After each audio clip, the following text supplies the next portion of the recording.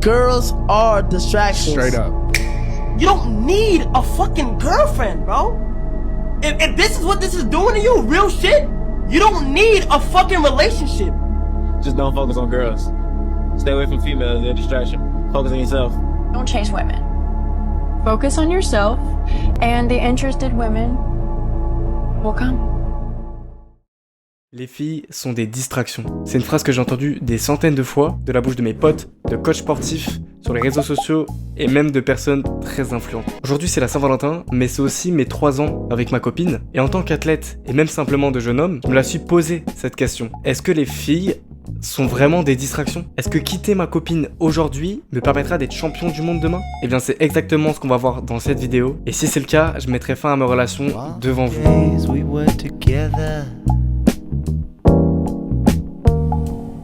Si on entend autant cette phrase, c'est surtout parce que réussir dans un domaine, et peu importe lequel, ça demande énormément. Quand tu veux vraiment performer, que ce soit dans le sport, les études, le business ou autre, ça te prend du temps, de l'énergie et de la concentration. Et quand une relation se passe mal, elle vient puiser exactement dans ces mêmes ressources. Donc quand certaines personnes quittent leur copine et se sentent mieux derrière, elles font un raccourci hyper simple, les filles sont des distractions. Alors qu'en réalité, ce que ces personnes ont vraiment quitté, c'est la source de stress qui allait avec leur relation, mais pas l'amour. Et donc si t'as suivi jusqu'à maintenant, tu devrais avoir compris que le vrai problème ce n'est pas de côtoyer une fille, ou des filles pour les gourmands, ni d'être dans une relation, mais c'est la manière dont elle est vécue. Ok, mais alors quand est-ce qu'une relation devient vraiment un frein pour toi?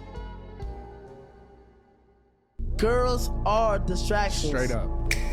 Souvent, les gens qui disent ça mélangent tout et ont une réflexion très réductrice. Sûrement parce que leur public est jeune et peu éduqué vis-à-vis de ça, mais surtout parce qu'ils associent automatiquement la séduction d'une fille avec le désir sexuel comme seule motivation. Sauf que ça s'appelle la luxure et c'est un tout autre problème. Et honnêtement, si t'es dans ce cas-là, cette vidéo ne t'est pas du tout destinée. Parce que réfléchir uniquement avec ton engin ne va pas te permettre de comprendre tout ce que je dis. Pourtant, même en sachant ça, ils ont quand même raison sur un point. Une fille peut bel et bien être une distraction. Et même si tu l'aimes de tout ton cœur. Mais alors pourquoi? Et bah à cause d'une seule chose, le stress relationnel.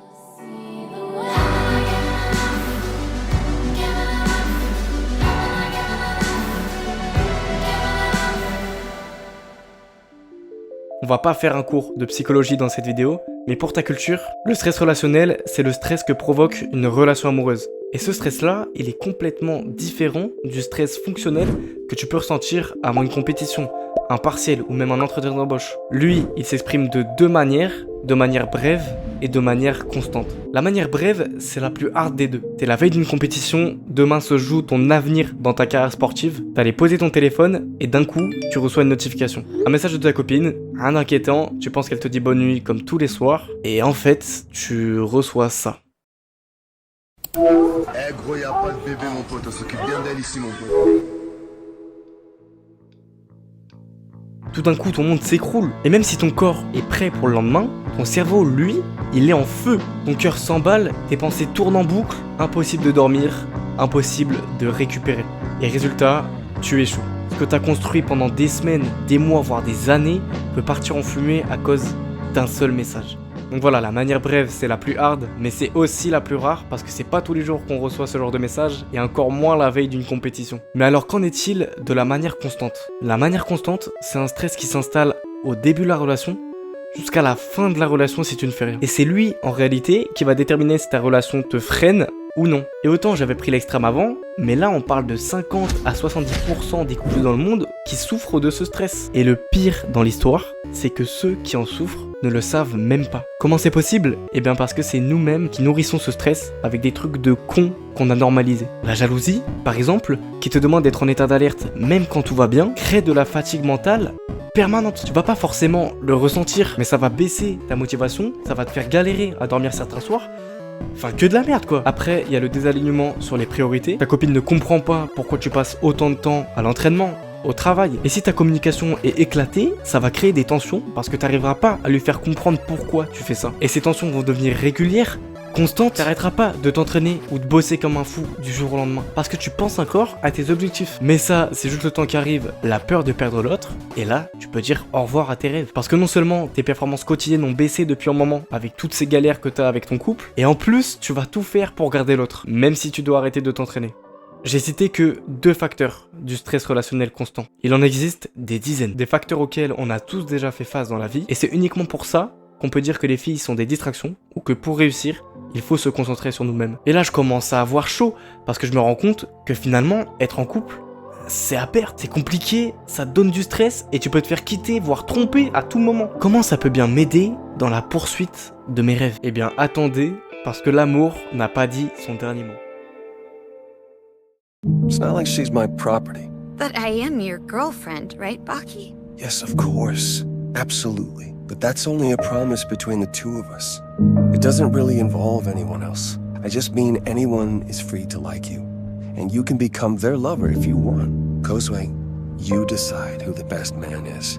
And if you don't think that it's me, well then, you're free to go. C'est beaucoup plus simple d'être un mouton. C'est beaucoup plus simple de dire à des millions de jeunes ambitieux que pour réussir, il faut fuir l'amour plutôt que de leur avouer que le vrai problème, c'est eux. La seule raison de pourquoi une fille pourrait avoir un impact sur ta motivation, sur ta concentration et donc indirectement sur ta réussite, c'est parce que tu la laisses faire. Si la première chose à laquelle tu penses en voyant une fille qui te plaît, c'est de l'envoyer, c'est pas à cause d'elle, c'est à cause de toi mon gars. Si t'es jaloux quand quelqu'un d'autre essaie de draguer ta copine, c'est pas à cause d'elle, c'est à cause de toi mon gars. Alors oui, ils ont raison quand ils te disent de focus on yourself, mais pas parce que les filles sont une distraction, mais parce que la distraction, c'est toi qui l'as créée. Et ce travail-là, il y a que toi qui peux le faire. Mais sache que si tu le fais, ça sera pas pour rien.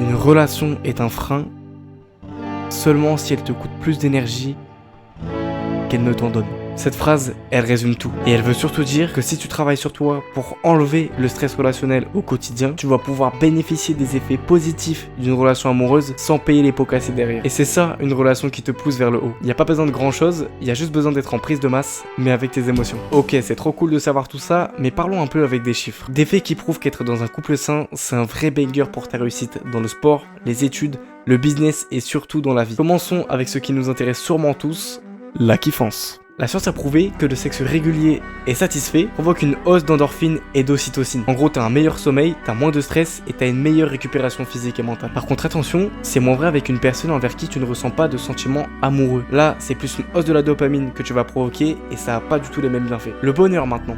Et oui, une relation saine, ça va bien évidemment jouer sur ton bonheur. Car selon l'APA, les couples sains sont 20 à 25% plus heureux que les célibataires ou ceux dans des relations conflictuelles. Ensuite, pour nous les sportifs, une étude sur 14 000 athlètes a montré que plus tu te sens soutenu par ta copine, plus tu t'investis à l'entraînement, tu as moins de stress et de doutes par rapport à tes capacités. Et enfin, le truc le plus fou, ça peut même aider à récupérer plus vite après une blessure. Faudrait que je me pose des questions moi du coup.